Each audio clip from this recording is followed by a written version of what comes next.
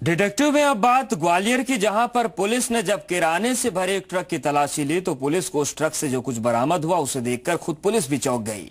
आखिर किराने की आड़ में क्या भरा था उस ट्रक में, और कुछ शातिर किराने की आड़ में उस सामान को कहां पहुंचाने वाले थे, आप भी देखिए।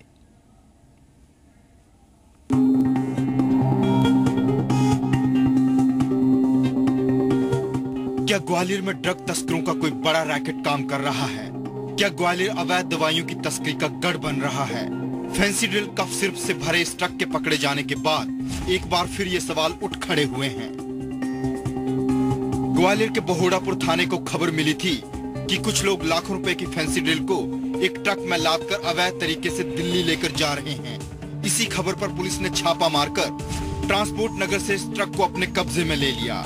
किराने के सामान की आड़ में कप सिरप की 50 पेटियों को चोरी छिपे दिल्ली भेजा जा रहा था। मुखबिर द्वारा सूचना मिली थी कि एक ट्रक है MP07, उसमें भारी मात्रा में फेंसिडिल सिरप और कई अन्य गतिविधियां उसमें लोड होकर जा रही हैं। फेंसिडिल जो सिरप है जिसमें 10 mg के लगभग कोडीन फास्फेट होता है, वो 50 पेटी लगभग निकली है। अब इसके बारे में जांच की जा रही है कि ये किसकी है, कहां से।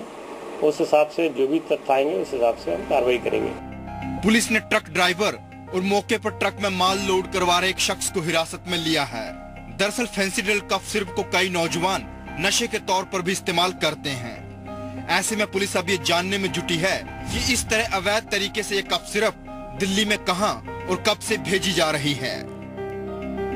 बाजार मूल्य कीमत लगभग इसकी 5.25 लाख रुपए बताई गई है और इसको आगे दिल्ली ले जा रहे थे। उसको कुछ लोग बता रहे हैं कि दिल्ली से आगे भी कहीं सप्लाई होता है।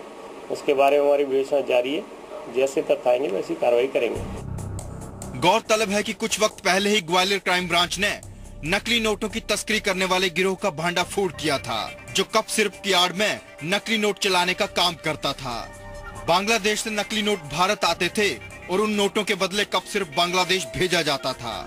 दरअसल बांग्लादेश में प्रतिबंधित ये कप सिरप काफी महंगा बिकता है। ऐसे में एक बार फिर इतनी भारी मात्रा में फेंसिडिल के पकड़े जाने से पुलिस के सामने अब ये पता लगाने की चुनौती है कि कहीं ग्वालियर में इस तरह की नशीली दवाइयों की तस्करी करने वाला कोई बड़ा रैकेट तो सक्रिय नहीं है। सुशील कौशिक, जी मीडिया, ग्वालियर।